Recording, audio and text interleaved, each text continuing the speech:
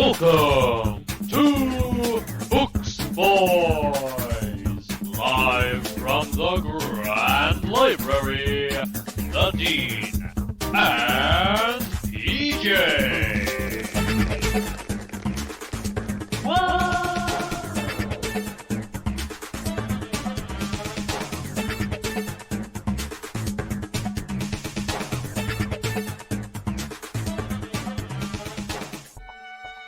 He's PJ. Hello there. I'm the Dean, and we are the Books Boys. The one and only. This is the Books Boys show. Get it? Buy it? Books. Books.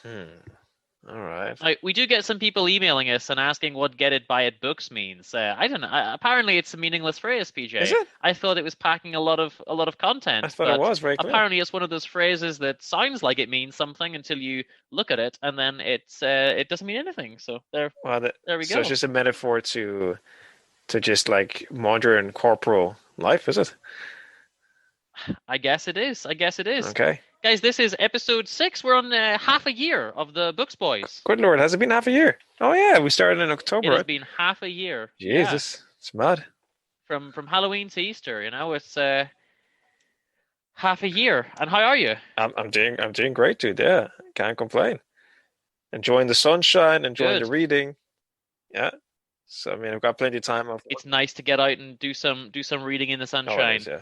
What I want to do before we talk about what we've been reading, we need to just welcome all of our new listeners. We've got a lot of new listeners, and we got a lot in the US, we got some in the UK, we got some in Spain. I've seen so many countries: France, Australia, awesome, Singapore. People listening all over. Wow. But also, we need to give 2 special welcomes. We got a lot of people listening on Radio Oxon in Oxfordshire. They're playing our show on their radio station. So hello to everyone at Radio Oxon, and also to the TNC. That's the That's Not Canon network in Australia, and we've joined that network, and we're gonna pitch in with some of the other podcasts there. So hello to all our new friends there. Sweet, thanks guys for we really appreciate being part of your community, and glad you're listening. We're always there for you. Sweet. And just to reiterate our mission statement for anyone who hasn't listened before, we're 2 guys. We like books. We talk about the books, and we teach the kids what the books are, because the kids, they don't know. Kids don't know what books are. So lesson 1, podcast episode 1 was very much about what are books, and there was a lot of confusion. I think people are slowly getting that it's different to your average roll of toilet paper, and people are slowly getting it. So look. They're getting there. It's okay. It's not your fault. It's just the modern age of the modern bookless age. You're slowly becoming extinct. So not your fault. So we're here to just. But we're on a mission. I realized this. I thought that the kids didn't know what books are because they thought it was something on the Twitters or the cloud. I've taken the fight to them, PJ. I'm fighting fire with fire. Books Boys are now all over Twitter and the Instagramicals. Okay. So if you get on there at Books Boys Podcast, and you'll see some stuff from us. We're taking it to their own domain, and we're hitting them where it hurts with their book knowledge. The 2 worlds are meeting, so that's good. So anyone who wants to follow us on there can do that. And of course, we should reiterate as well, we're still doing the mystery book giveaway. So email booksboys@hotmail.com. Tell us what you're reading. You might win a mystery book. You just might. You also might not, but you never know. Well, you might as well try. So if you don't try, you won't get it. Try. That's it. So, shall we get started? Let's PJ, get started. Who wants to go first? Let's you go first. Actually, I think you did more reading than I did, but you go ahead, and I've got some fun stuff to say afterwards as well. Cool. I don't know how this happens, but I think every month I manage to just read too much. Like, you're a big reader. I can't keep up with your pace. I just can't keep up with it. And I thought I was a good reader. So this month I've read 5 books this month. One of them we're not going to talk about, and that's The Botanist. And we're not going to talk about it because I've sent it to you, and we're gonna get your thoughts on that, and we're going to talk about it together next month. So I'm just going to talk about 4 books that I read this month. Okay, cool. So the first one that I read was Uncle Silas. Have you heard of Uncle Silas? Oh, what's that? It's by Sheridan Le Fanu, the Oh, yeah. Irish author who wrote Camilla, the vampire story that came before Dracula. The first vampire story, or one of the first vampire stories? Vampire stories? I think the first, or at least the first famous one, anyway. Wow, Yeah. okay. Well, I've heard of this guy. So he came before Bram Stoker, and it's interesting that the Irish are always talking about vampires. Don't know what's that all about. Bram Stoker being Irish, and the Fanu being Irish as well. But I have not read any of his works, so I mean, I kind of always thought it was a bit. I always get impression, but I shouldn't assume. But it's always the assumption that it might be a bit stereotypical Gothic. But what was your impression of this book? Stereotypical Gothic. Really was okay. So what this novel is, just to give you an idea, it is almost 500 pages, and I think the majority of the content comes in the last 30 pages. And it's called Uncle Silas. Uncle Silas. Okay. So this book is, I suppose we need to make that old distinction between terror and horror. This is not horror. This is not a lot of stuff happening. This is a slow burn where it's just a bit eerie or a bit creepy, or there's just fear for the majority of the novel. It's only really at the very end that the horror comes in, that stuff starts to happen. Okay. So what this book is, we have a girl called Maud, and she's living with her father. And, they're Victorian. This is written in, I think, 1864. So they've got that typical Victorian aloofness where, she loves her dad, but they're not open in their conversations with each other. They live in a big mansion that they don't, even use half of the rooms, that kind of thing. And, with a couple of servants. And this isn't a spoiler, by the way. It happens almost at the beginning of the novel, but the father dies. Okay. So the idea is she has to go and live with her Uncle Silas. Now, because they're in Victorian society, she's never met her Uncle Silas, even though he lives like an hour away, like in the she's never met him. I love that it's always the same, isn't it? It's always like, there's some kind of hidden sort of secret uncle, but he's just in the next village, but it's just such a... Yeah, like he's just right over there, It's just right there. In a car, you'd be there in 10 minutes. Yeah, it's there all along, but like you just never met him until all your parents die, and it's always something dramatic. Yeah. Okay. Yeah, so don't get me wrong, this is generic, okay? But what happens is, now I left out an important detail. She has a governess called Madame de la Rougière that she doesn't like, and a lot of the terror is based around her fear of this governess. And the governess doesn't really do an awful lot. She's just not nice to her, but that builds up a lot of the terror. They send her packing. The dad dies. She goes to live with the uncle, and she's got a little cousin, and the cousin is a very, a country bumpkin, a yokel type. They're out in the country, and they're not sophisticated like she is. She was raised like a lady, and these people are your yar type, yokels. And so it's set in Dublin. No, it's set in Ireland. I mean, or not really. No, it is set in England. Set in England. It's okay. So they're out in I don't know where they are, Yorkshire, in the moors somewhere. I don't think it's really made explicit. Okay. But she's in a constant fear that Madame de la Rougière will return somehow, and also she's got a cousin, Lady Knollys, cousin Monica, who is a kind of a feminist character. I'm not taking no nonsense. I'm an outgoing, brash, humorous, funny, independent lady, and that's her, So she's a very strong character compared to these other two girls who are really quite weak. But Uncle Silas, he's just this old guy. He's got health problems and things like that, and a lot of the novel, really, as I say, not a lot happens. It's just there's a lot of creepiness. She starts to feel trapped in his mansion, and I should say that his mansion is even bigger than her mansion. Technically she owns it because she got it in her father's will, but the uncle's allowed to live in it until he dies. So it's his, but he's kind of her tenant almost. Okay. But he's also her guardian. So it's a weird setup. But she feels trapped there, and then it starts to be, well, is she trapped there? Is she not meant to leave? What's happening? It's getting a bit weird. And things kind of progress as the novel goes on. And I'm not going to go into the ending, but the horror does kind of come right at the end. But it's a slow pace, but it's just a nice, enjoyable novel. Nothing special, nothing amazing, not especially memorable, but it is just nice to read. I did really, really enjoy reading it, and it was just nice to kind of get through. Well, to be honest, it does sound like the kind of book I would like to read, because I do like novels with an atmosphere of building up terror building up, and tension and unclarity. And it's like it reminds me a bit of the Asper Papers by Henry James. Am I getting it right? The Asper Papers? What's that Henry James novel called again? You know the one I mean. Have you ever read it? Have you ever read this Henry James novella about a governess? Oh, I don't think I have, dude. Right. So They're always about governesses. They love their governesses. they certainly these love the Victorians. governess, and it's not the Aspen Papers. Sorry, it's the Turn of the Screw. I briefly mentioned the Turn of the. Oh, the Turn of the Screw. Yeah, of course. Have you read it? No. It's fantastic. It's really good. Not And it yet. sounds very similar in the sense it's all about the build up, it's all about the tension.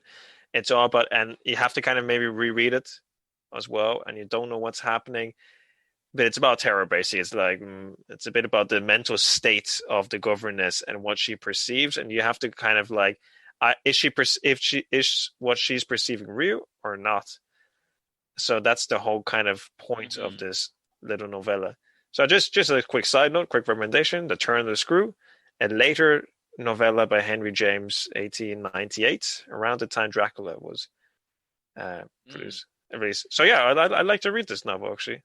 Sounds good. It's a nice Uncle one, Silas. and I don't have an awful lot more to say about it. The only other kind of social commentary I wanted to kind of make on it was it's a weird lifestyle these people led. I mean, she's in this mansion with her uncle, and there's parts of the house that she's never seen and isn't allowed to see, that they're like locked off. And then she eventually gets into them, and it's like, oh, I'm exploring the house. Like that's a day's adventure, just exploring your own That's house, just so weird, yeah. that you've never been in. And at one point, and I'm only going to mention this because it's not integral to the story, but it's a very, very minor spoiler. At one point, they pretend they're taking her somewhere, and then they bring her back to the house at night, and they tell her it's a hotel, and she believes them because she's never been in that part of the house before. That's mad. And now they just brought her back to her own house. So mad. But I see that a lot was 19th century British literature, where it's just big descriptions of like the interiors, and that it seems to be a very British thing, that you just don't know your own house, your own mansion. That's so weird. There's not just rooms she's not been in. I'm talking entire wings, like a whole quadrangle with a courtyard in the middle and houses on all four sides, like an entire massive area that she's like, oh, I never saw this before. I've only been living here 6 months. What? That is mad. Yeah. Now, do you have to say Gothic fiction, traditional Gothic fiction, as horror literature and general films, not a great depiction of the girl protagonist, is it? It's kind of like the last girl. It seems to be always like a very naive sort of female main character. Is that the impression you get here? I mean, yeah. It is. It's always the soft-spoken, shy, kind of fish out of water female character that doesn't really know how to cope. I don't know why, but that's like the protagonist, and then nevertheless she usually has a female counterpart, like a strong feminist friend who usually gets killed. So I'm interested about her reading about her cousin who you say is kind of feminist, and wondering, so don't tell me, but I'm just wondering what happens to her. I'm not going to give you any spoilers. I'm just going to mention that at some point there is some horror, and that's all I'm going to say. All right. I want to read it, so good. So what else did you read? The next book I read was The Wife of Sir Isaac Harman by H.G. Wells. Now, I have to say I've never read any H.G. Wells before. Okay. And the reason for this was that my idea of H.G. Wells was that it's a lot of sci-fi type stuff, and I sort of thought, well, it's not really my bag. I don't know if I really want to get too into sci-fi, but I saw this one. And I had a pretty girl standing around with pretty flowers on the cover. And I thought, well, that's something that I need in my life. So I got this, The Wife of Sir Isaac Harman, This novel is essentially a feminist novel. Okay. I've also not heard of that. I had never heard of this book, I must say. It's similar length to the last one, just under 500 pages. The way it starts out is, this was written 1914. Okay. So this is a World War I novel. Okay. And it's a lot of kind of suffragette type stuff and women's rights type stuff, mostly in the second half. The first half, we get the backstory. So basically, Sir Isaac is just this chap who, I guess he's nouveau riche. He's just a businessman who's done very well for himself, but he's had to put a lot of other people out of business to get there. So he's not a nice person. Okay. And his wife is Ellen Harman. So there's this chap called Mr. Brumley, and he's a writer, And he just lives in a pretty house, you know, and he just writes in the garden and writes in his pretty house, sweet and lifestyle? you know, his wife's dead, Oh, and okay. yeah, he's just a traditional. He just writes about his books about his dead wife in their Okay. house. Basically. I was gonna say It's I was actually a gonna bit say sad. I'd like an ideal lifestyle until you said the dead wife. All right, okay. Yeah, I see. I slipped that in Okay, yeah. afterwards. You know, I got you hooked, Yeah. and then no, you're dead Okay. wife. And what happens is Lady Harman comes to view his house, and he's going to sell or rent it. And then he gets to know them, and he gets to know Sir Isaac Harman. Lady Harman, the problem is she married when she was like 17. So she's not really experienced anything of life. Another fish out of water, shy kind of female protagonist.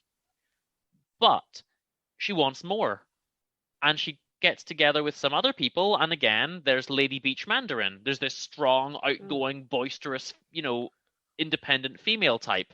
And she introduces her to some other people, and they are feminists.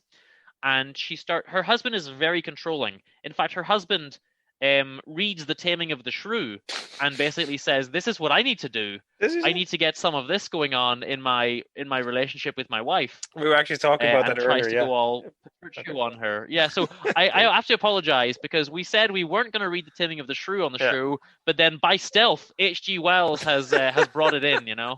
But the good thing is, this is about overcoming that. This is about her trying to fight and resist and overcome that sexism and get concessions from her husband. Okay. But you know what makes me really sad?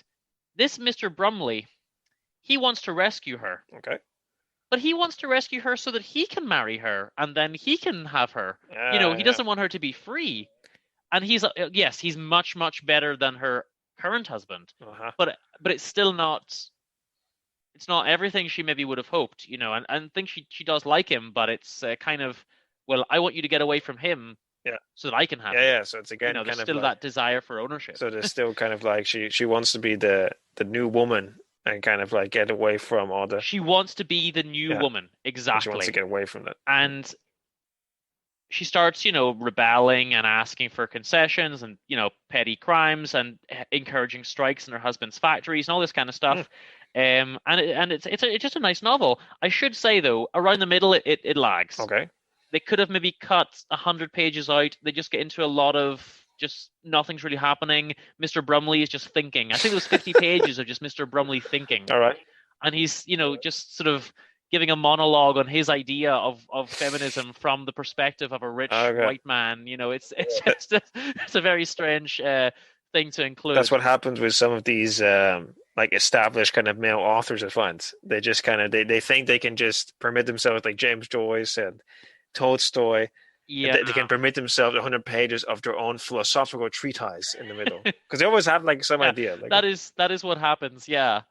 All right. But one thing they do, which is interesting, is in order to help their female workers who aren't earning money and who are maybe not independent enough, they set up hostels for their employees to work in. Okay. So that gives them that little bit of independence. You can actually live here very cheaply, and then you can work and whatever.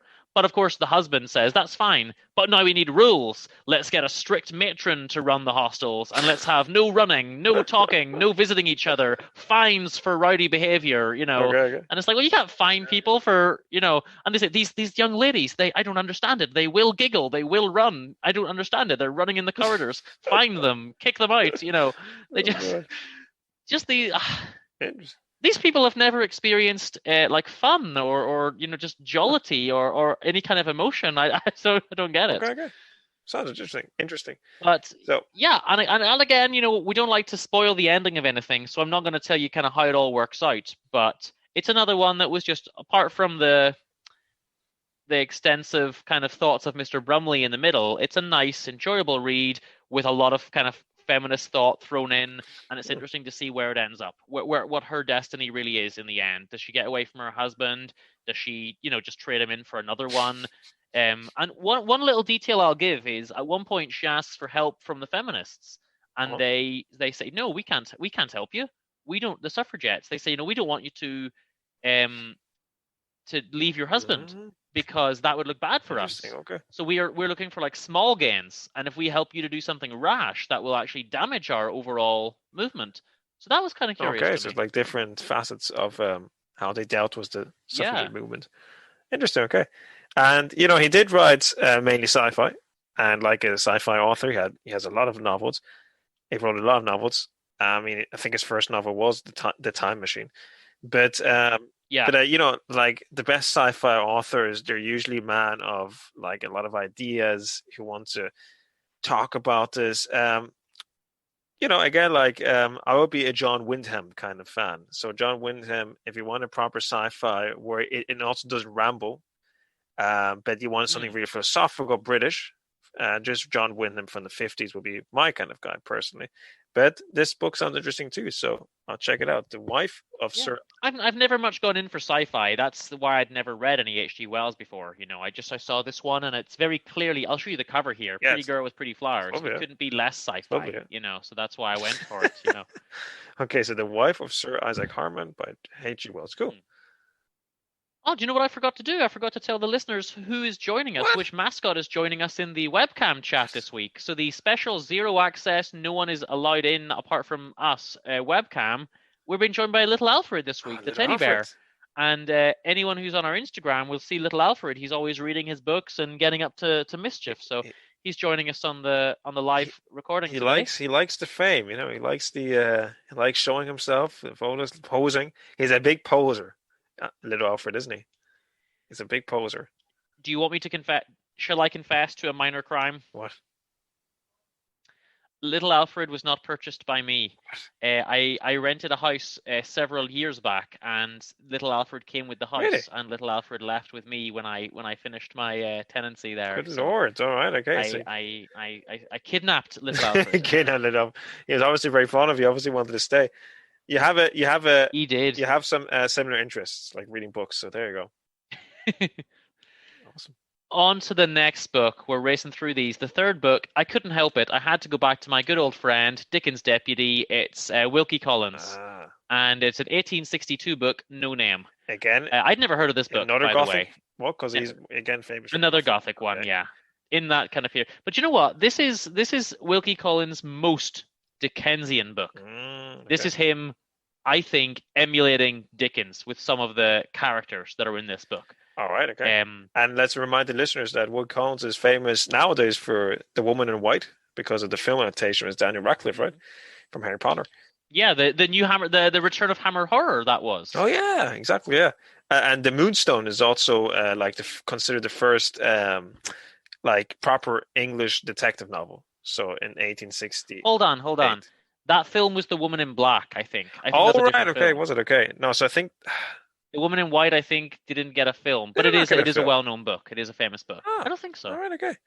Okay, probably right, yeah. So The Woman in White, anyway, The Woman in White is famous for that, nevertheless, and for The Moonstone. Yeah, you're right. Sorry, The Woman in Black is the Radcliffe one. Yeah, and The Moonstone is the first detective novel, the first proper investigative detective mystery novel. There you go. So that's Wilkie Collins for you. And this book is called? So Wilkie Collins could be groundbreaking. This book is called No Name. All right. And I'll explain why in a moment. This is a long one.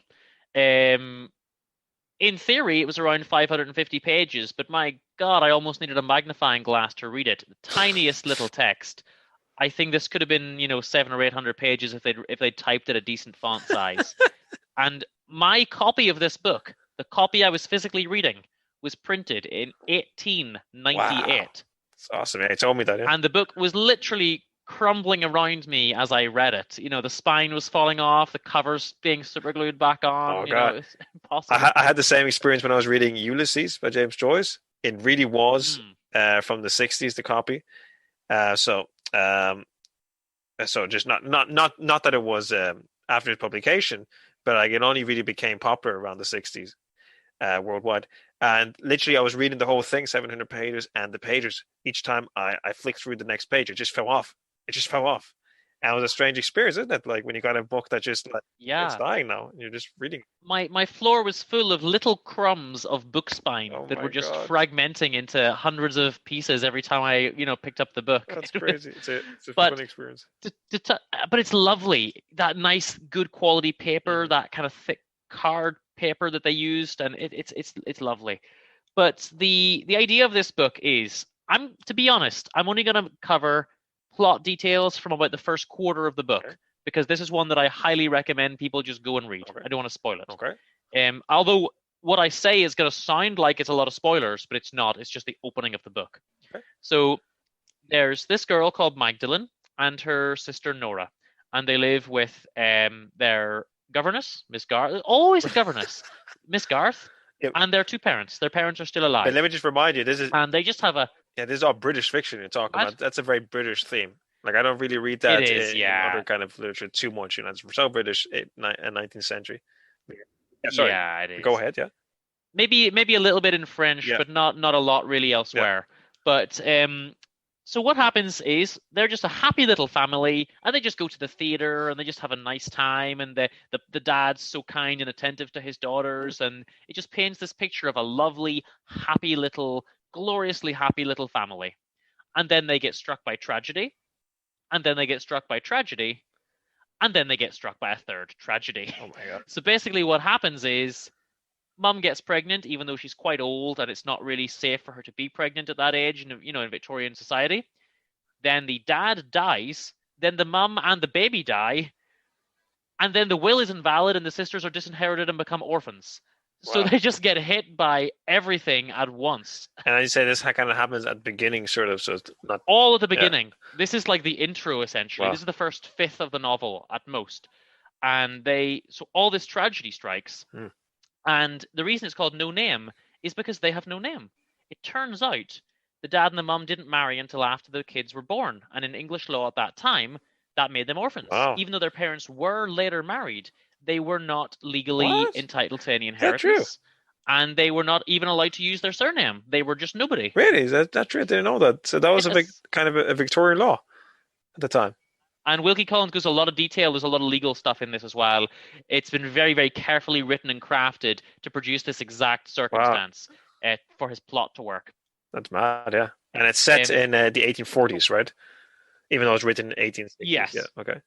Crazy. So what happens is we get the one girl, Nora, who basically says, well, that's it. I'm just a submissive type and, whatever. I'll go become a governess because the only career path available. Seems to be, yeah. Just govern. Just governess. That's all women did.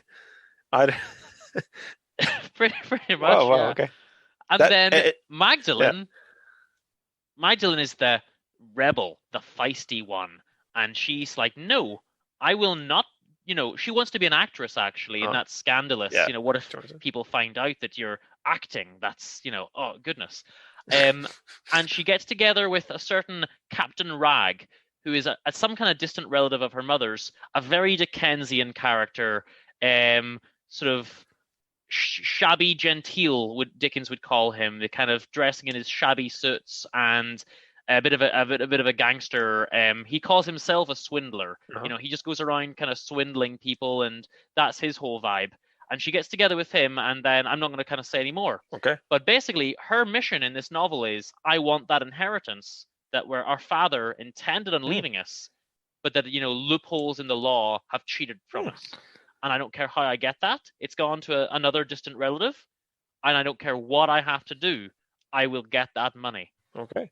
And that is the rest of the book. But it's a curiously written book. It's divided into 8 scenes, like a play. Oh, like a play, okay. But it must be the longest play ever because it's a massive book. And what's very curious, and a bit of ingenuity and a bit of creativity from old Wilkie Collins again, in between each scene, it becomes let's see if I can pronounce this right, an epistolary novel.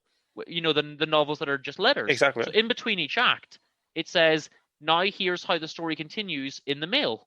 And then we have some letters, and then we start the next act. And thank goodness he did, because if he tried to continue with the narrative, the book would have been even longer again. Because these letters are, cover a lot of ground. And each scene takes place in a different place, in a different town, because Magdalene is moving around in her quest to find people and find the money. And each scene has different characters coming in and out of it. Those sound very Dickensian. And it's a superbly crafted novel.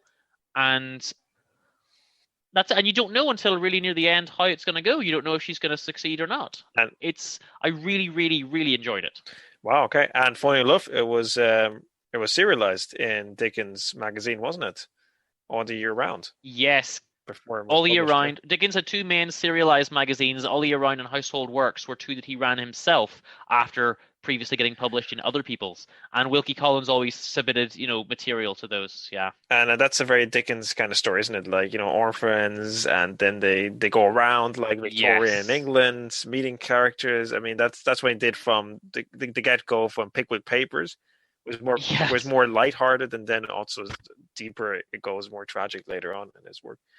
Interesting. So I Yeah. want to read that. I've read maybe, I guess, like 5 Wilkie Collins novels, and in my experience, so far anyway, this is his most Wow. Dickens novel. And you've read every Dickens book there is. So, Every Dickens, yeah. So like, Not quite. Oh. I missed one. He wrote A Child's History of England, Oh, yeah. which was actually used as a history textbook for children in Victorian schools. So not a novel, just a kind of a history of England. Okay. And I ordered it, and the wrong thing arrived, and then I never ordered it again because I thought I don't need to read this, Victorian textbook. It's not actually enough. But I've read all his novels, short stories, all his fiction. And this was very influenced by his. Do you think even the writing style was similar to Charles Dickens in this book, No Name? In this one, I would say, yeah, Okay. and especially with the characters. Yeah, Captain Rag is the just characters. came right out of Dickens. Okay. It's nice to see, because the thing is, Wilkie Collins was clearly influenced by Dickens as his kind of protege, but then he does this cool thing with a little splitting it into acts and having the letters in between. Yeah, he's very creative in his own way, and it's a shame that he doesn't get that. I mean, we said already, The Moonstone is the first kind of proper mystery novel. He doesn't get the credit that he deserves. Wilkie Collins. He doesn't, because he's always a minor classic kind of author. He's never nothing too big. But yeah, it does sound like and I want to get to know more of his stuff. So thanks. Yeah, that sounds like another interesting novel. All right. And on to the last one, and this will be quick. The last one is our guilty pleasure novel of the month. It's The Breakdown. By B.A. Paris. Now, I've read other B.A. Paris. This is not her best work. Okay. What this book is a clever title. Now, the title may be the most clever part of the book. Okay. But The Breakdown refers initially to a car breaking down, then to her mental health breakdown, and then to her relationship breakdown. So the title was very well chosen for the novel. Yeah. I read this literally in 2 days, less than 2 days, like a day and a half. It's a 400-pager, but it's one of those, easy, short page, just page turners, those kind of thrillers that are, popular fiction at the moment. This is 2017. Mm-hmm. Basically what happens is this girl, Cass, is driving home, and she sees another car pulled in, and she thinks, should I stop and see if that lady needs help, or should I not? And she doesn't. And she goes home, and then it turns out the person in that car got murdered. Mm-hmm. And then it turns out the person in that car was an acquaintance of hers that she didn't realize. Okay. So she starts to get these phone calls, and she starts to worry that, oh no, the murderer saw me, pull in and then decide not to help. So now the murderer's after me, and she has a total breakdown. She's like on medication. She's on the sofa 24/7. She's not going to work. She's starting to see things and hallucinate things. She just has a proper, complete breakdown. Okay. These type of novels only ever have about 3 or 4 characters in them. So there's always like a friend and the husband. And then there's always suspicion that the friend is, having relations with the husband. In every novel in this genre, like every single one. Alrighty. But it kind of goes into that. But you know what? They're really enjoyable. They're really short to read. You just flick through them. You can't put them down. And they do have twists. And, yes, you always kind of see some of the twists coming. Page 1, you're like, oh yeah, I know what's going to happen, because it's just some stuff is obvious, but other stuff is not. Okay. And there are other twists that you don't see coming, and it does keep you hooked. And obviously I don't want to spoil those twists, because the whole point of this type of book is that quick roller coaster ride of just what's going to happen next. Yeah. Twist, twist, twist, boom. So I don't really want to go too much into the details of it, but it was nice. So it's Cass, her friend Rachel, and her husband Matthew. And 1 or 2 side characters show up from time to time, but those are kind of the main 3. Okay. And it's just about her breakdown that she basically has, trying to figure out what's happening with this murder, and then weird stuff starts to happen. As I say, she's getting the phone calls and everything, and she just has to figure out what's going on, basically. Okay. And that's that one. If you like that kind of stuff, it's my guilty pleasure for the month. I did enjoy it. So Sounds good if you've read any B.A. Paris, then I might cover next time one of her other books. She read Behind Closed Doors was her first book. her hit, her million seller, hit. It was her first book, right? I think 2016. I believe it was her first book. Yeah. She's, all her stuff's relatively recent. Yeah. And again, I reiterate, when I say guilty pleasure, I'm in no way being critical of these books. They're not high literature. Sorry, they're not Fanu or Dickens, but they're really enjoyable books. So that's why they're my guilty pleasure. I get it, yeah. So, yeah, I like that. I like the sound of her. B.A. Paris, the breakdown. Cool. Well, I thought I mentioned the books I've been reading then this month. I've been doing a lot of simultaneous reading, and I don't actually do that, to be honest. But it's just the kinds of books I've been reading, and they're all very different. So it's a bit of a different kind of twist now. So I've been, first of all, I want to say that I've been tackling a Soviet sci-fi, talking about sci-fi. Ooh. And because I lived in Russia for half a year, and my daughter is Russian as well. So I get to talk with her in Russian. And basically I thought, well, it's kind of hard with lockdown. She lives in Russia. And I thought, well, why not just combine, studying Russian to talk with her and then with literature. And to be honest, though, Tolstoy, Dostoevsky, that's obviously very hard stuff. So I thought I'd go with something a bit simpler. And I thought I'd read this book called The Amphibian Man, Человек Amphibia. And it's basically a sci-fi from the Soviet era by Alexander Romanovich Belayev. And the idea is that sci-fi in Soviet Russia was, quite a big thing, adventure novels and children's literature, because you couldn't be obviously too critical of the government. And this has happened a lot in different stages of history. We just basically have a repressive society, a repressive government, and literature is still surviving and even flourishing sometimes, but through indirect ways. So obviously it's the Soviet literature is sometimes called the Silver Age of Russian literature. And it's not because some people think it wasn't that good, but you have The Master Margarita, which is probably my favorite Russian novel ever by Mikhail Bulgakov, written in the late 30s, I think. So, I mean, you have plenty of good stuff, but it's very different to Dostoevsky and Chekhov and Tolstoy. Although, funny enough, you have another Tolstoy. I don't think he's related. There's another Tolstoy who's also a sci-fi author from the Soviet era.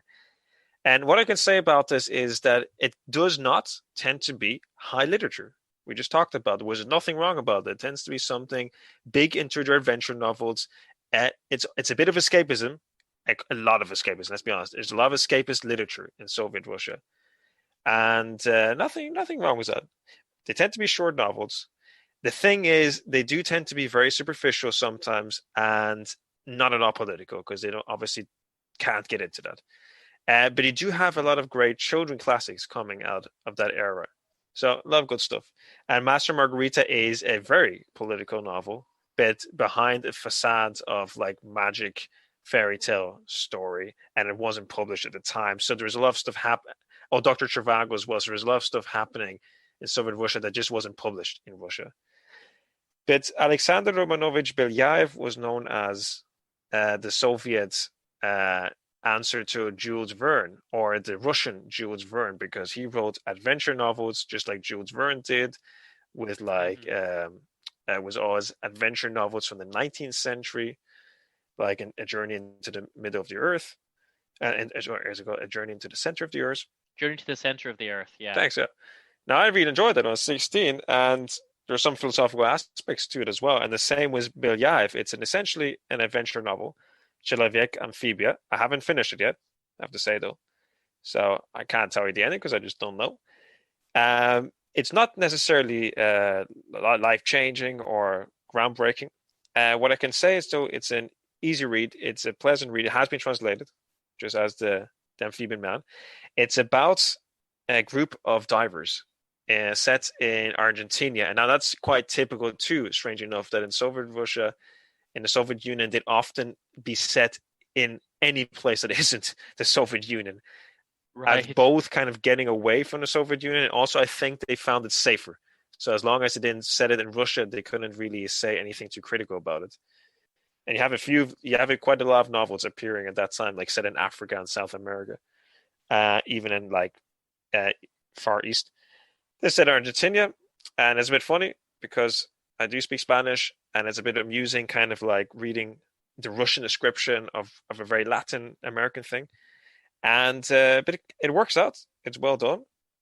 What's good about this novel, I say, is not just that it's about an amphibian man, literally. So a man who actually lives undersea, and he's being in this kind of like he's just kind of like he's just half amphibian, half man. I can't get too much into it, but the divers, they really want to exploit him. So there is that a bit of a communist sort of thing going on. Kind of like he's going to be exploited because he has obviously this gift for diving. They're searching for pearls. They're pearl divers.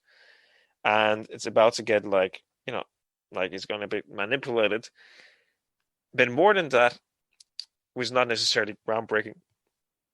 I do like the atmosphere of the novel. So if you want to read this novel, it's about the atmosphere. So just like Gothic fiction we just talked about, what I want to read from this Fanu novel you're describing, or even the Collins novel, is the atmosphere, really what I'm interested in. So it depicts a really nice atmosphere of Argentina, basically by the ocean.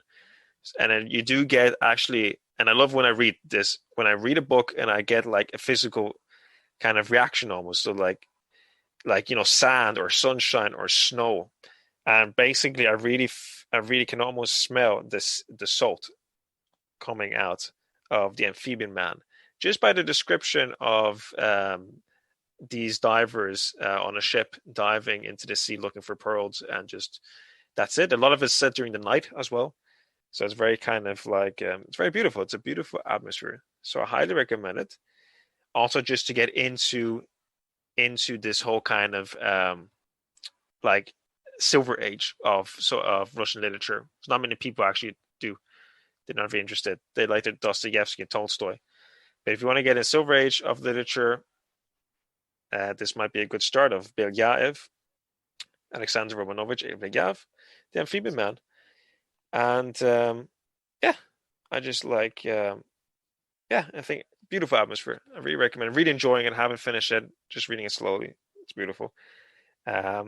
What I've been reading also is, I don't know where to start because I'm so excited about the next three parts. I'm going to talk about the book that my dad is writing. So it's at the moment, I can't give the title away, can't give that much away. But basically, he just finished his third novel. But he's very excited about it. He thinks it's like his first true novel, and I see why he says that. It's a really well-paced and well-written, relatively short novel about basically Poor Town. So it's basically about a district, fictional district in Dublin, basically where, let's just say, like it's the lowest part of society getting together. Dickensian, perhaps a bit, and we talked with my dad that he loves Dickens, but it really isn't that much humor in this book, and it's really, really, really dark because it gets into like themes like the flesh trades and drug trafficking, and it's all about the crime. There's a lot of parts to it which is just basically the Godfather-esque, but also Breaking Bad, and I prefer Breaking Bad because it's. My dad, he writes a lot of moral tales, basically, about like moral dilemmas. And it's basically two parts. And I can't say too much, as I said. One is about it starts off with a decent, I would say, police officer, a woman who's very frustrated. Now, she's decent 100%, I can't say. All these characters are ambiguous, I would say, in the book. But it starts off great. It's very noir. He loves his film noir. Because I know my dad, so I can see like the influences of film noir and even westerns in this novel, even like the western kind of themes. Mm-hmm. That's all I want to say. I just want to build it up a bit, maybe. He's also releasing a film called No Explanation, which is about COVID, which is about two people interacting and trying to be creative during COVID, and it really depicts Northern Ireland's answer to COVID, which you've seen now. Dean, living there. But I actually wasn't aware of because I've been in Spain. It's a completely different atmosphere after watching that movie.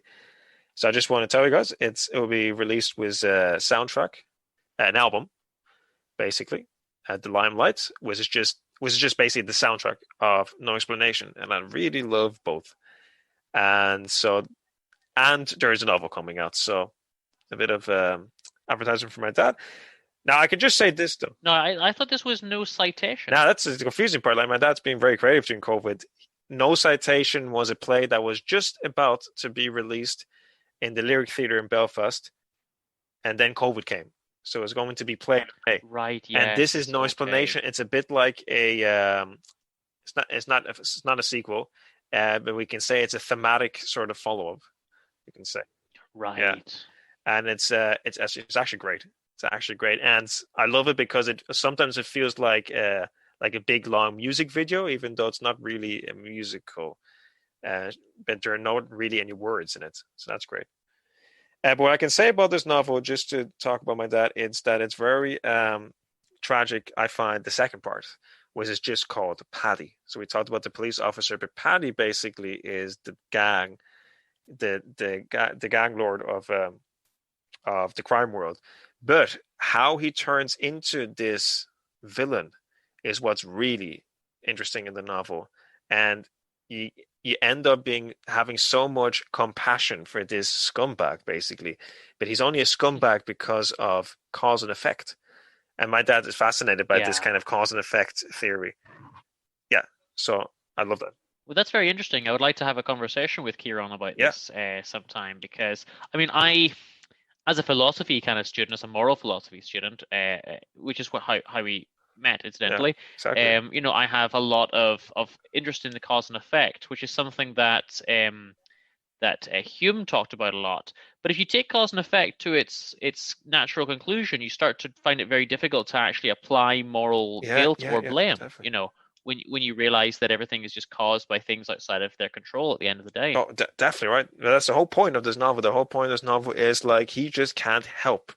He can't help being in this situation. This is just, he is the scumbag because of certain events that happened to him. And it just starts off with him like he loses, let's just say, his family at the beginning, and it just starts off with a cause chain reaction, and it's absolutely great. So I can't say more on that, but I haven't. Well, I can't wait to read that one myself now. It's been a while since I've been so emotionally involved in a novel. I think the last time was in the time of the hero. Basically, the novel I talked about in the first episode by Mario Vargas Llosa, which is basically called in Spanish La Ciudad y los Perros. Yeah. Now it's very similar. You see, like I want to just briefly mention that because that book has some similarities as this book. Because the time of the hero by Mario Vargas Llosa is set in basically an institution for these boys, like in the 60s in Peru, and it's all very military and it's like terrible stuff happening. And basically, it has one character called the Jaguar, and the Jaguar is a scumbag. But why is he a scumbag? Again, it's a cause and effect, and I can't say too much, but he, for me, is the person who stays in my heart the most, the Jaguar, the villain of the novel, and like I have the most compassion for him. And it's the same with my dad's novel. Paddy is the one that stays with me. I've been thinking about him every day since I read that novel, and I haven't finished it yet because it's so emotionally kind of like sometimes disruptive. Plus, my dad wrote it, so it's a bit extra emotional. But I can just say that it's a great read. So I'm looking forward to it being out there. So awesome. I mentioned well, we should recommend to everyone to listen to episode 3. That's the episode that we spoke at length with your dad about his work in general. Exactly. So if anyone is interested and hasn't heard that, go back and check out that episode. Yeah, Kyron Bourke, check it out. And what else? So I know we're don't want to get too much talk too much about this one actually, because this is a book you might be interested in knowing that I am going to be reading for over a year from now on. And I haven't done that before because my partner Elisa got me into this book because she likes to listen to Dr. Wayne Dyer, and he's basically like this. you can call him a spiritual leader, you can call him a philosopher. I prefer to call him a philosopher, actually. So he's basically this guy who just thought a lot about how to live properly in the modern age. He just died recently. Anyway, I love the guy. And he really talked about this book called the Tao Te Ching. And the Tao Te Ching is a book by Lao Tsu, or Lao Tzu, who's basically basically an old Chinese man, 2,500 years ago, and he just wrote this book about how to live life, and that's it. And it's I think it's the most translated book after the Bible, or was it most widely read book after the Bible? Wow. But not too many people know about it. But it's just like, I think they mean all through the years, because it's been consistently kind of popular, even though it might not be bestseller status. Yeah. And it really was important in Asia. And it's a great book. PJ, I always thought you had high moral integrity, but you've lied to me. You told me that you didn't read so much, and you've read quite a lot this month. I have. It's been they're very short kind of things, I suppose. And it's something, and this one and the next book are things that I'm just reading like as we go along throughout the year. Mm-hmm. Because the way Dr. Wayne Dwyer recommended, check him out, Dr. Wayne Dwyer, is like he just meditated on this book, one verse at a time. It's a book consisting of 82 verses, and they're very short. Are they poems? Yeah, you can say they're poems. I don't really consider them poems, but like you can consider them poems. But I think they're more like just philosophical verses that have been a challenge for people to translate, because they're so abstract.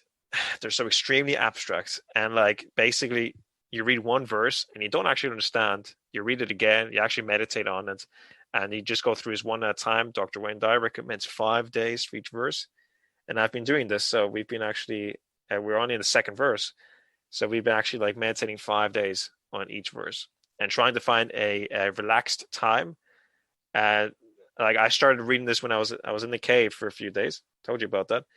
This month, and more time off, and just in the mountains, 4 hours away from me walking, and I just meditated there on the cave, top of the mountain, on the first verse, and it's really been like mind blowing. I really love the Tao Te Ching, because it's just a great read. Honestly, it is just a great read. It's just one verse at a time, but it's actually really fascinating and so densely philosophical that people don't really understand 100% yet what's going on.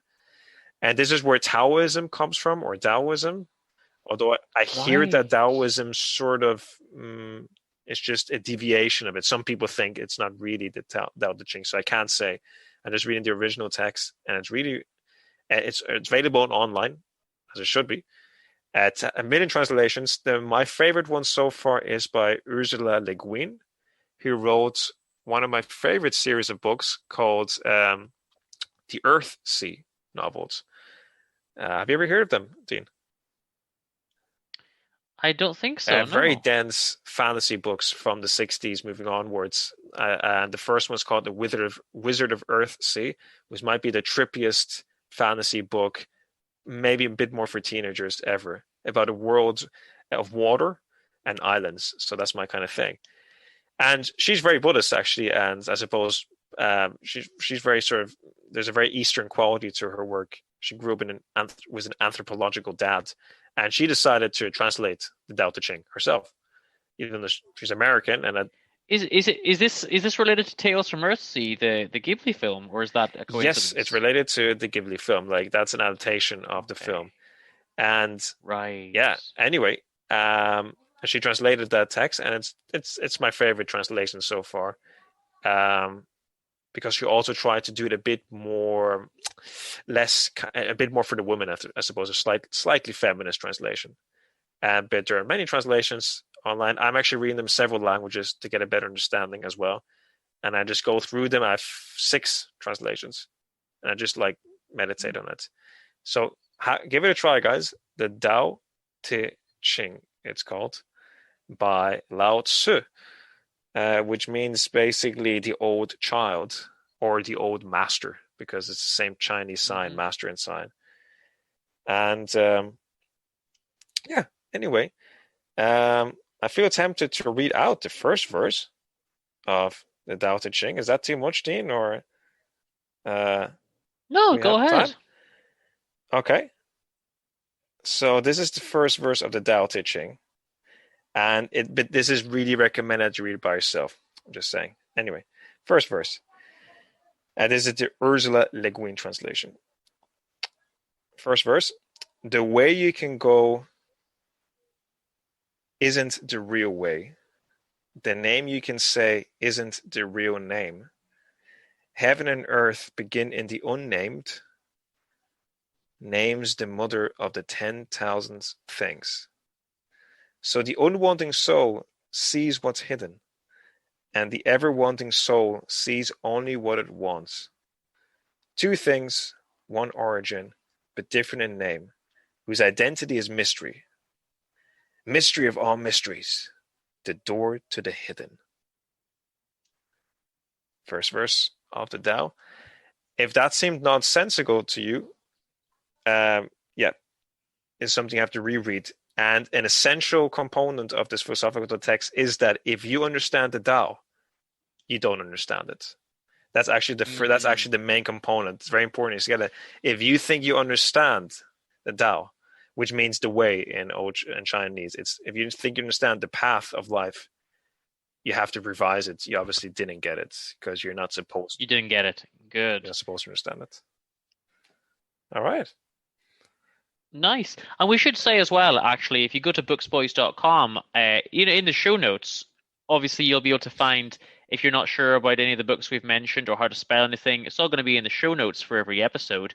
And you can obviously see those notes anywhere you listen. But the good thing about going to our website is there'll also be links where you can actually find the books themselves if you wish to take up any of our recommendations. Awesome. PJ, it's time for a quick ad break.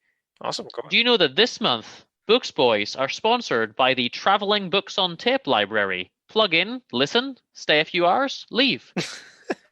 So Traveling Books on Tape, because we don't want audiobooks, we don't want any iPhones. You got to go into a Traveling Books on Tape library. You go in, you sit down in a seat, plug in, listen to some books on tape for an extended period of time, and then inconveniently be stuck there during that period of time, and then have to leave, and then wait a year till the traveling lorry comes back to your town again. It's a lovely gypsy, like little caravan kind of coming. It is. Lovely. Awesome. And we're also quickly going to hear an ad from one of our fellow podcasts on the TNC network. Okay, do you want to go first? I wanted to do a princess world. People can pick a day, and then that day doesn't exist anymore. It's amoeba world. That you have to be in the presence of another person to stay alive. Ooh, I want to do an honor-bound and honor-driven society. That when someone dies, their ashes get turned into tattooing. I want to do a vampires and werewolves world. People who are seasonal. So, let me explain. I think it must have been around Christmas time or something, because it's Merry Prisms. For goddess, whose domain is desperation. Time travel theme park. My second idea was a train story. A story on a train. Belladonna? You know what that is? Nope. Big trees. Big trees. Big trees. Welcome to The Sky Machine, a collective world-building podcast about dynamic, fantastical, and concise storytelling, where in each episode we create a new original world and a short story to go along with it, and you get to join us for the ride.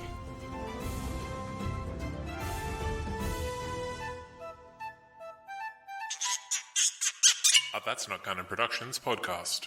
And I also wanted to mention lastly that, these are all kinds of, this is all very simultaneously reading. I've been reading these three things simultaneously, and again, the Tao Te Ching is not supposed to be read; it's supposed to be meditated on. So, but the thing that I've been going through consistently anyway for the past few months is just because I always read poems, so that's something I always read, and I've been getting really deep into the German poetry. I mentioned this before because I'm half German, and but I also just have here I'll show it to you, Dean. It's the Penguin book of German verse.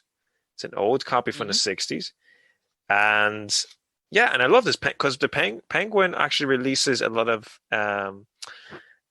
parallel poetry, and I love that. So I do have several volumes of French poetry, and this was given to me by friends And at first, I think I was a bit skeptical because I was like, oh, right, but I don't really need the English translation. But I actually do like having the English translation and the original text, because this really goes back to like the first German text ever. And it's like, what are they actually saying in Old German with like different letters? And it's a bit mad. And I want to briefly mention about German poetry. I mentioned this before, that the essence of German poetry was Goethe, Heinrich Heine. If you're getting into German poetry, you're probably starting in late 18th century, so pre-Romantic era, around the French Revolution time, perhaps a bit earlier, was Goethe, who wrote Faust. So that's the most important play in German literature considered. Yes. Right, about the devil, and it's Anyway, the idea is though that German literature in general is, in its essence, kind of nationalist. And of course, you get the dark side of Nazism. You see, Nazism, I'm afraid, is the disease that arose from this nationalism. But the nationalism wasn't a bad thing, because you had countries back then that weren't countries yet. So Germany and Italy, they were not countries. They were nations coming together, talking about it, reading Karl Marx, for example, and other texts, and saying, look, we want some revolutions, So that's why you got all these revolutions around 1848, of countries wanting to become countries, or countries wanting to change, or Catalonia wanting to separate from Spain, and all of Latin America. Okay. And the idea is basically, just like in the US around that time, that the Germans started to want to form a German identity, just like Americans wanted to form an American identity. And this is a very interesting period, because these are considered the golden age of German poetry, at least, and literature. And so I just, rather than going through all these poets, was in the next few months, I want to focus on just one or two. And now, why should you read, first of all, the classic Johann Wolfgang von Goethe, Faust? Why should you read Faust in all his other poems? Because he's basically started the first ever proper German poems, in a sense of a German kind of flavor of identity, before it became a bit too much with Nazism. The idea is that he started this pride in being German. And this is something that the Germans have lost. They're not proud of being Germans, in my experience. Germans don't like being Germans because of what Hitler did. So the idea is that there was this pride in forming a nation together. And these are really some excellent poems. And Goethe is great, but I want to read out Heinrich Heine, who's a proper Romanticist poet. And Romanticism is essentially it's really it's a very German notion. It's a German notion of wandering in the forest, in the mountains, of finding the poet inside yourself, and then finding the inner child. And there's a sense of nostalgia often, because that's what romantic is. It often harkens back to the golden days, whatever that was for Germany, usually medieval times, actually. Sometimes they talk about. And this one's a very romanticist poet. With its flaws, the flaws is often very man-based. Not much space for the woman, sadly. Right. It's very man-based. Man is the big guy, and not the woman, and he's the artist. That is a bit sort of tiring. But Heinrich Heine, look it up, guys. Heinrich Heine, because he's the most playful of these poets. And this is called In der Fremde, in Exile. And I'm going to leave you with just some food for thought, to just check out some foreign poetry in general, in different languages, parallel texts. And this is just one example. German poetry I also love, French poetry in particular. But anyway, In Exile, and this is interesting because it's about a guy who's not in his whatever German state at the time and missing. So that's very typical of this time in Europe, in Victorian time as well. In Exile. Once upon a time, I had a fine country of my own, where I was at home. The oaks grew tall there, the violets beckoned gently. It was a dream. It kissed me in German and said in German, it's hard to believe how good it sounded, the words, I love you. But it was only a dream. That's it. That's a short poem. So guys, just since you've read a German poem, we should mention to everyone, just last week we put out a bonus episode with Sun from the Written Word, and we talked about you read a German poem on that, but we talked about other poems as well, including some of hers and some of yours. So that's something that everyone should check out as well. Yeah, and she's a very good poet, and really liked her, how she talked about poetry and what her thoughts are. So yeah, check out her podcast and check out her poems, definitely. And just on that note, I think I hear the telephone ringing. Do you mind if I take this one? Oh, okay, go ahead. Jeez, who's that? Hello, you're through the Books Boys. Dean's on the line. Who have we got? Hi, it's Carolyn. I'm Carolyn Hobdey. Carolyn Hobdey. Welcome to Books Boys. Why don't you tell the listeners a little bit about yourself? So I'm a reformed HR director. I left the corporate world and I have written a book called All the Twats I Met Along the Way. It's the first of my Twats trilogy, and it's a memoir about my life from sort of about my mid-teens until when my world catastrophically imploded back in the summer of 2018. Grant, and that's one thing I was going to say to you is that I saw on your website there are 2 sequels planned, so that's a direct continuation. It's a trilogy, basically, yeah? So book 2 is called De-Twat Your Life, and that's about my journey out from the implosion of my life, like I said, in 2018. So it's about the things that I went through, the transformation of myself, and it's how my Fathom framework that I developed, which is a 9-step process to help people to navigate change. It's how that Fathom framework and those 9 steps sort of came into being, what I went through and what I learned, which is why each step is in the process. And then the final book is Twats at Work, and that's all about my corporate life and sort of behind the curtain of some sort of large corporates, and particularly the world of HR in those corporates. And really that's because whilst there is a bit of my work life in the first book, in order for the story to sort of make sense, there was an awful lot about my experiences in that corporate world that I didn't have room for. Fair enough. I think that, I mean, obviously it's a very personal story, but certainly the third book about specifically the workplace, Twats at Work, I think most of us could write something along those themes. You know, I think that's something that we've all encountered to some extent. Yes, definitely. And that's why I think it will resonate with people. You know, the sort of the tagline for that is that it's because common sense isn't all that common. And definitely from an HR point of view, and obviously spending my working life dealing with people, find that there's not an awful lot of common sense out there a lot of the time. Many years ago, I used to have a physics teacher who would say, every single lesson, common sense is the least common of all the senses. And that was his kind of, so listen up, because you don't know what you think you know. Yeah, very much so. And that's my experience with working with people. Cool. So the first book is out now, right? Came out in January, yeah? Yeah, 18th of January it came out. So yes, just recently. And just before we kind of go any further into it, but just in case anyone is interested, you can get that on Waterstones or on your website, carolynhobdey.com. Why? So the first one's come out. What are you looking at in terms of getting the second one? Is it going to be a couple of years, or are you more or less you kind of know how it's going?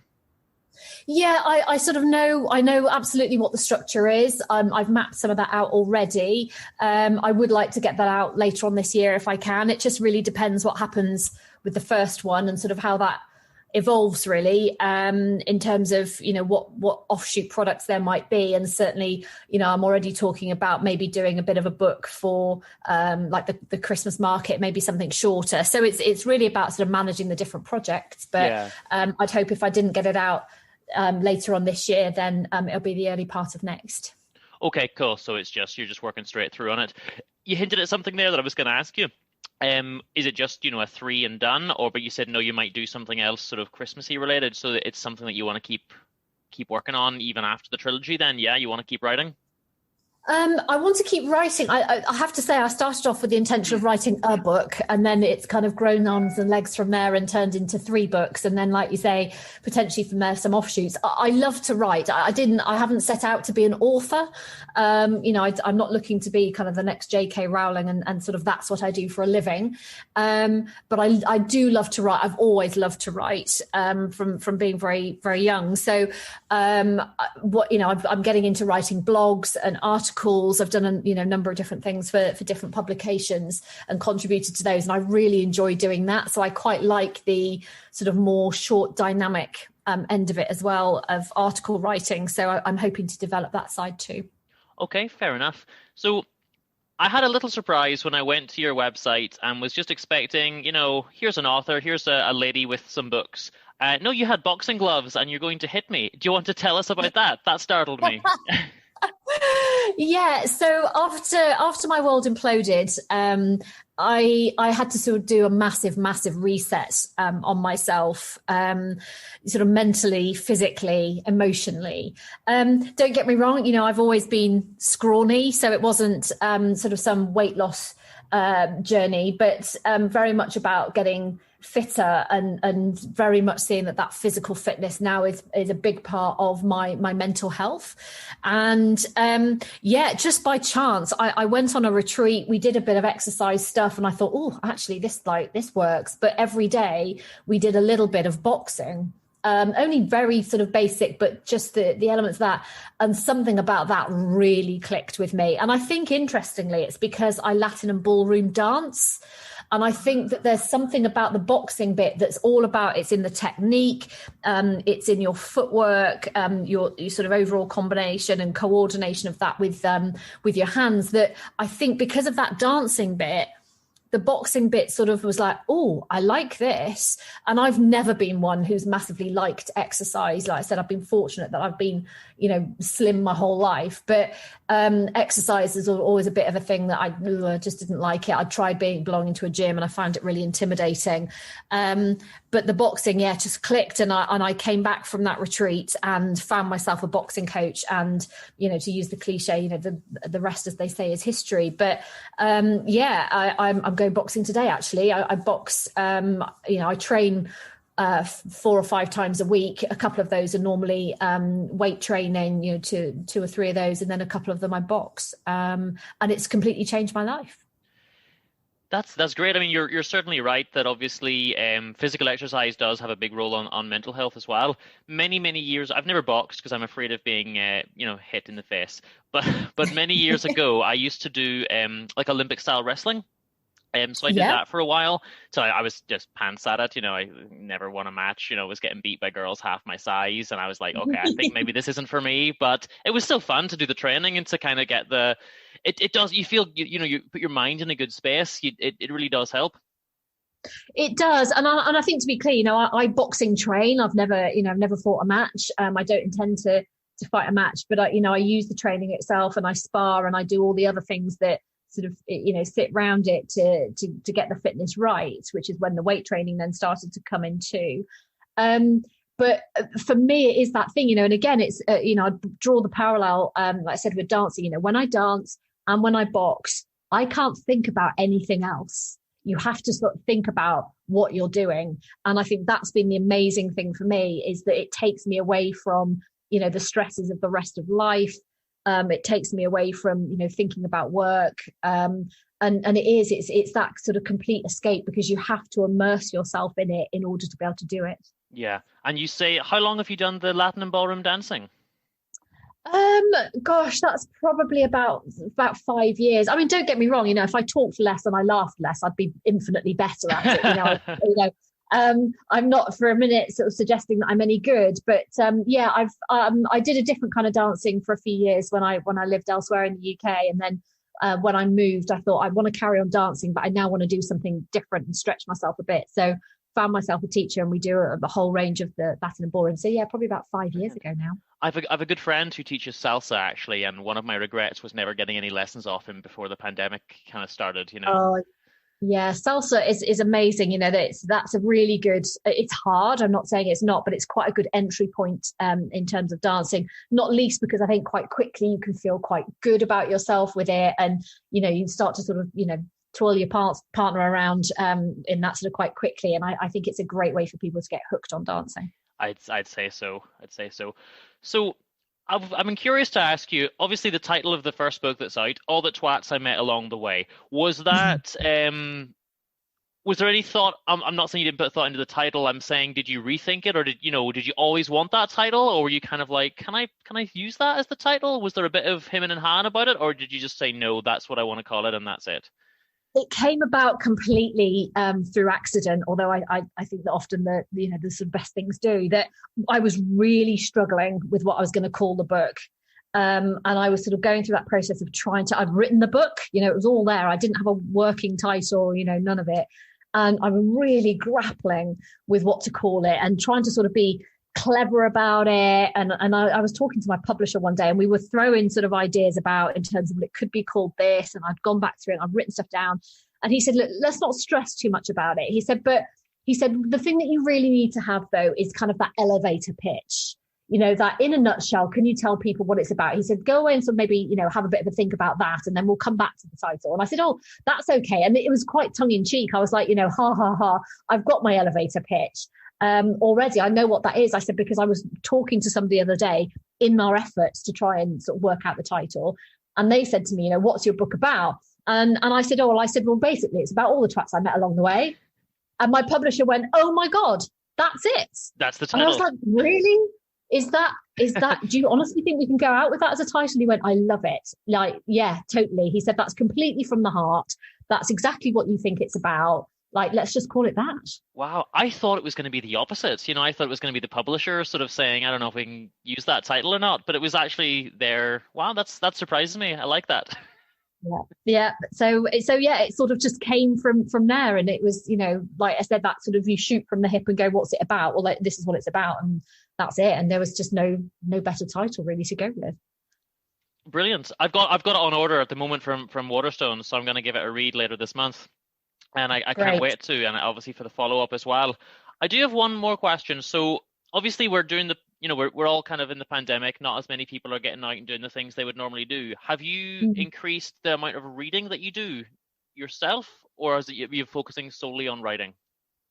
I think that it's a mixture of stuff. I try to build in that reading anyway for my own development. I quite like a thought-provoking sort of self-development book. I have quite a number of those, I have to say, on my expensive bookshelf. So yeah, more what I've tried to get into in the pandemic, like you say, is about maintaining some of those rituals so that my day has structure. So I do meditation every day. I write a gratitude journal every day. And I have tried to sort of then put that reading in there as well. And I'd predominantly say, more the sort of self-help development type books is what I would gravitate towards mostly at the minute. Cool. So I think that leads us into what I always ask everyone as the final question, which is if there's one book that you wish you had written, and that can be a self-help or it can be a piece of, high literature, but anything that you want, if there's one book you wish you had written, what would it be? It's a really good question. I sort of, you dig deep over that. I think probably one of the ones that from a literary point of view made a massive impression on me quite early on in my life, because I studied English at school, as we do, and then went on to do it at A-level, and then on to study it at university, which is sort of where my passion for books and writing comes from.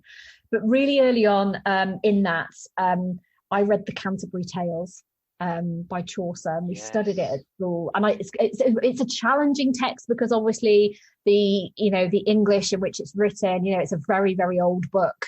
But that's, I think what it really ignited in me was that fascination with the use of language and the interpretation of it, and not least that you're trying to interpret it because it was written so long ago and it's mostly been sort of translated for us today. But even so, there's lots of ways in which the words can be read, and what you take out of it and what one person takes out of it can be quite different to another person because of that use of language, and that kind of, we're almost a little bit guessing what Chaucer intended. And I think it's that fascination. I think it's how words can just have those different meanings for people, and the picture that gets evoked in your head can be, different from one person to another. And I think that that's really what sparked my passion. So I think if I could have, written the Canterbury Tales with all that, the cleverness, the humor that appears in it as well. So whilst my book itself tackles some really tough issues, there's lots of humor sprinkled through it, certainly my kind of humor, which is a little bit dark, I guess. And so I think that's why Chaucer sort of appeals to me, because there's a bit of humor, lots of really clever use of language, and lots of ways in which you can get lost in it. On at least 3 occasions, I've picked up a copy of it and I've looked at it in the bookshop that I go to, and I've thought, I don't know if I can handle this. I don't know if it's going to be easy to read, but I think with that recommendation, I think I'll get it next time I'm in the bookshop, and I'll give it a try. Yeah, it's like I said, it's not an easy read. It's one of those that you have to stick at. I think I was probably lucky because we studied it, and so at school we were sort of unpicking it and unpacking it, and our teacher was helping us to lead us, through it. So I think that probably helped. But I think it's a very clever book. Fair enough. I think that I think it's maybe worth me giving it a try. So I'm going to close with basically the synopsis for the book, in case anyone's interested in it. So what happens when you so deeply believe something you were told as a child that it becomes the driving force behind almost every thought, feeling, and action for the rest of your life, until you decide to take complete control and change your life entirely? For decades, successful HR and transformational change expert Carolyn Hobdey believed she was trouble, and if she wasn't nicer, she'd spend her days alone and unloved. All the Twats I've met along the way tells tales of crappy boyfriends, sickening sexual encounters, manipulative men, love triangles, unsupportive and unsupported medical diagnoses, and that's just in the first few pages. Sounds like it's going to be a bit of a roller coaster, so I really can't wait for it to arrive. Good. I do hope you enjoy it. I think some of the feedback I've had, which has been great, is that it's left a number of people very sleep deprived because they couldn't put it down. And I did have one person that contacted me and said, my children haven't eaten a proper meal for a couple of days, meals, because I've been so absorbed in reading it. So I think it's, which is great. It's great when people sort of say, I started and I got absorbed in it and I just couldn't put it down. And I've had a lot of that feedback, which is just staggering, but also amazing for me. So yeah, maybe catch up on your sleep first and then go for it. That's how you can tell a good book. I mean, normally I try to do roughly a book a week for the show, and I'll look at a book and I'll work out how long it is, and I'll say, okay, this is going to take me roughly so many days. But the good ones that you finish in half the time you thought, that's how you can tell straight away that it's a good book. Say, I thought it was going to take 2 weeks and I finished it in 4 days. That's the ones that you know straight away. Yeah. Right, Carolyn, it's been a pleasure talking to you. Thank you very much for calling in, and have a lovely day. All right, Angie, thank you for having me. Thank you. Take care. Bye-bye. Bye. Carolyn Hobdey calling in live on the show. Everyone, you can look her up online and check out her books, All the Twats I've Met Along the Way.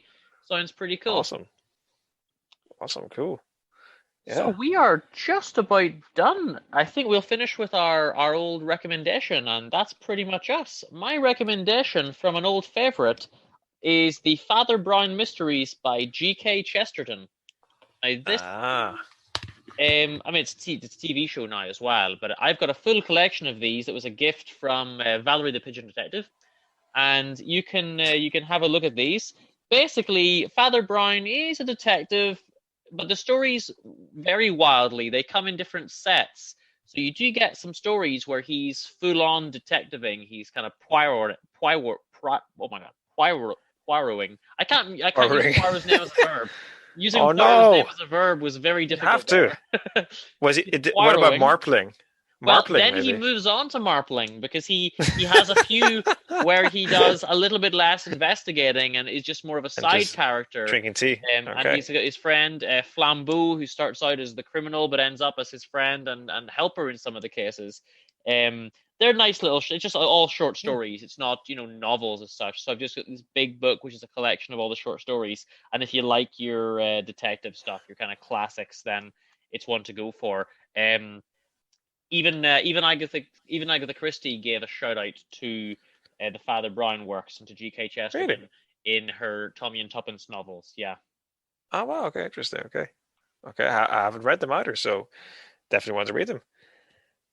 My book recommendation is talking about the Tao Te Ching being translated by Ursula Le Guin. well, why not actually read Ursula Le Guin's work?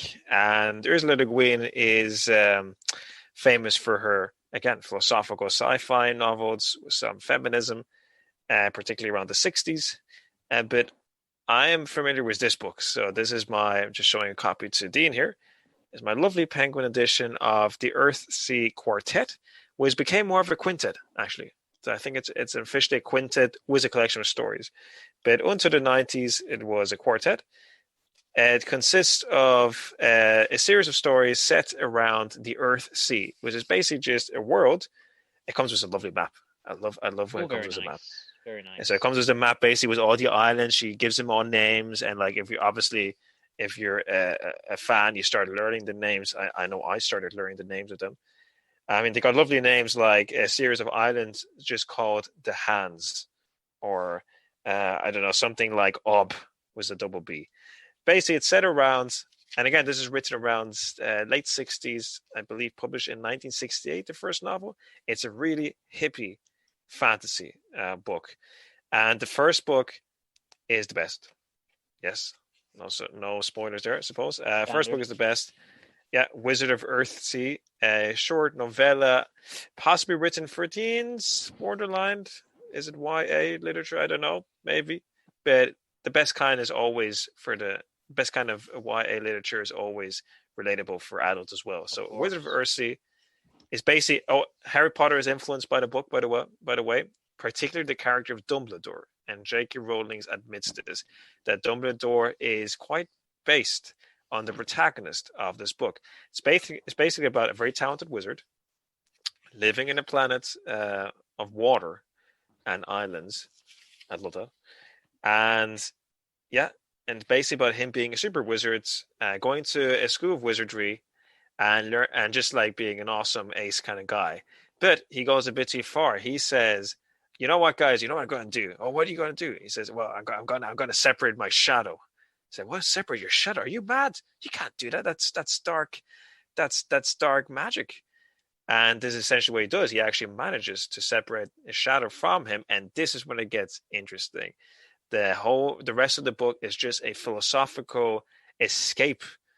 Basically, he just escapes. He's just on a run from his own shadow. His shadow starts pursuing him, and the fear he feels, which is very subjective, I suppose, but he feels an insane amount of fear as just the moment the shadow separates himself from him. And in essence, that first book is a very much an inner child kind of novel about basically losing yourself, like being at the lowest point of your life, losing yourself, and then running away from your dark side, which is also an essential side of you.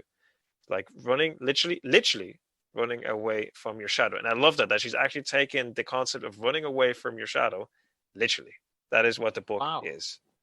So I actually love it. And the rest of the books are great, but they become a bit more. That, actually. Yeah, the rest of the books are great. They made an adaptation, I think, A Tale of Earthsea, the Studio Ghibli film. And that's more about anyway, the rest, a lot of the rest of the books are just about the world, and there's a lot of dragons in the world, yes. But really, the first book is about that, and it's by far the most philosophical book about running away from a shadow and maybe trying to come to terms with your darker side. Not only being friends with your light side was very easy, but also becoming connected with your dark side. And it's great. So I highly recommend that. The Earthsea Quartet, the whole thing, or A Wizard of Earthsea, the first book by Ursula Le Guin. Cool. Well, PJ, you'll be sorry to hear that we haven't even released this episode yet, and we're already getting complaints that people do not want to go to the Books on Tape library. So for anyone who doesn't want to do that very archaic thing, don't forget there's a link on our site to Audible where you can get an audiobook free on us. So that's something that you can check out as well if you don't want to go back in time to the 80s. Can I not get a tape from us? That might be a niche thing, guys. If you want a tape from us, you can always just invest the money and, just invest a lot of money on us making some tapes, maybe some Bufanda Boys tapes with faces. Don't forget, we've got the Bufanda Boys. More on that coming soon. But you know what we would really love the listeners to do?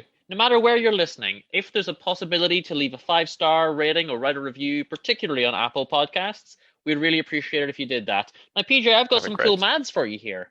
Do you know that if every single listener violently forced one other person to listen to the show, our numbers would double? Does that maths check out? If every person forces one other person to listen, we double. So there, I'm not saying to do that. I'm just saying that's the maths. Those are the numbers. And run the numbers. Guys, if that person then, this says it forces someone else, then it triples, right? And I think I need to go back and check on my calculations, but I think that would be right. It might. You just never know. Just never know, guys. Well, so I suggest you not only give this to your best friend, but also to your worst enemy, so that your worst enemy can maybe become your best friend, and you can all connect. That's how to do it. Well, guys, don't forget booksboys.com, and of course, tell us what you're reading on social media or booksboys@hotmail.com. PJ, I was thinking which song we should end this episode with. Do you think it's time? Do you think they're ready to do the salmon? I think they're ready to do the salmon. I think so, guys. We are going to take you out with that song then. Now, we should explain this one. In my opinion, by the way, this is the best song that we've ever worked on together, by far. And that is entirely due to yourself. This is 90% you. It's an amazing song. I added in a few little bits and pieces in the background, but it's pretty much entirely you, and it is an absolutely amazing song. So I really hope that everyone likes it. I'm blushing behind my sunburned cheeks, so stop that now. Stop that nonsense. I thought you edited very well, so I love the collaboration.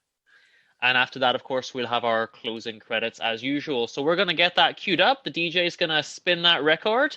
And in the meantime, everyone, take care, and we'll be back in about a month. Awesome, guys. Take it easy and read. Read some books. Get it, buy it, books. Still don't know what that means.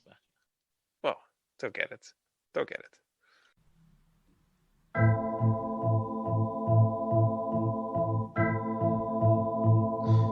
Let's be someone, baby. Let's go back to the source. Let's go back to the land of our childhood. Let's go back in time and space. Let's go against the current. Let's rewind ourselves. Let's retrace our steps. Let's remember everything. Let's recall the days when the rivers ruled and forests were larger. Let's reenact our journey backwards. Let's relearn the things essential. Let's restart our kingdom better. Alright.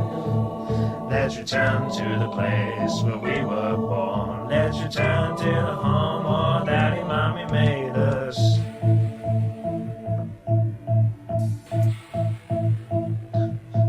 Let's return to the scene of love. Let's close the circle.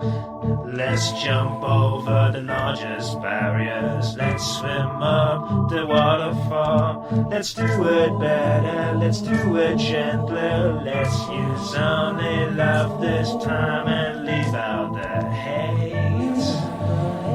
Leave out the hate. Come on, do the salmon, honey. Come on, let's be salmon, baby.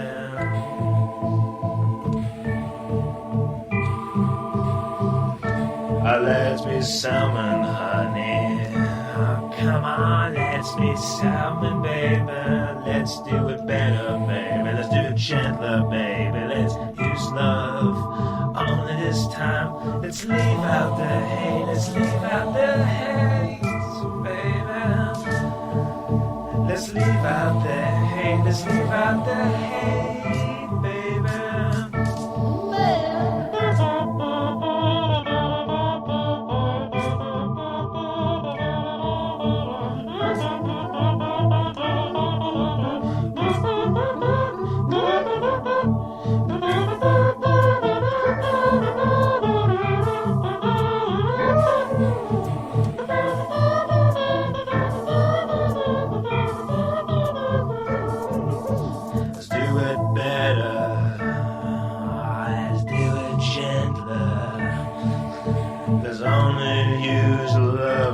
Time. Let's leave out the hate.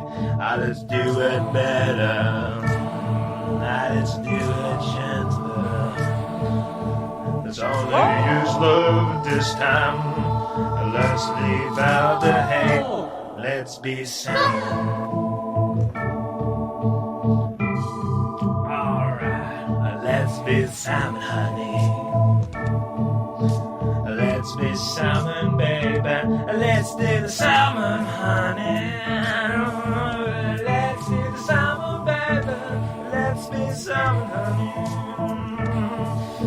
I want you to be my salmon. I'll be your Let's salmon. be salmon, honey. Let's be salmon, baby. Let's be salmon, baby. La la la la la la la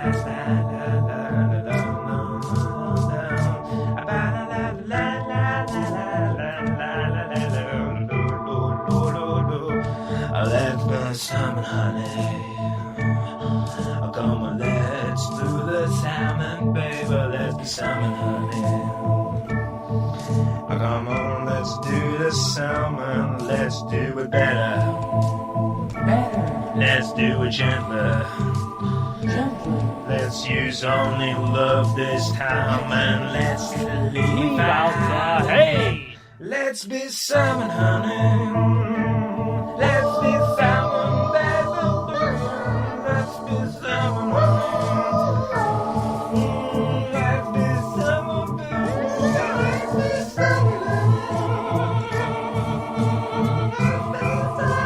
Let's be salmon,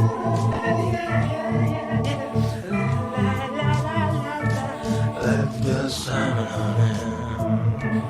Let's be salmon, salmon, salmon. Let's be salmon, honey. Oh, baby. Oh, baby. Let's be salmon, honey. Let's do the salmon, baby, baby. You know you wanted to, just like I do, just like I. Salmon, baby. Salmon, baby. Let's be salmon, honey. Let's be salmon. Oh, let's be salmon, honey.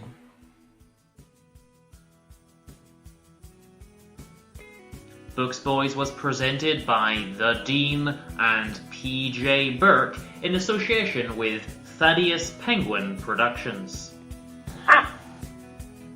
This episode was brought to you by our sponsor, the Travelling Books on Tape Library. If you would like to get in touch, you can email us at booksboys@hotmail.com or visit us at booksboys.com. The intro uses Driving in the 70s from the Of Soundtracks and Garage Bands EP by Trapdoor. And the outro uses Dog's Light by Bravo Max from the album of the same name. All music used is either pod-safe or used with permission. If you're in the US and you would like to purchase any of our recommendations, please use the Amazon links for your book purchases and the Audible link on our website for your audio book purchases and help support the show. Thank you kindly for listening to us. Please tell your friends and come back next time for another episode of Books Boys. Read some books!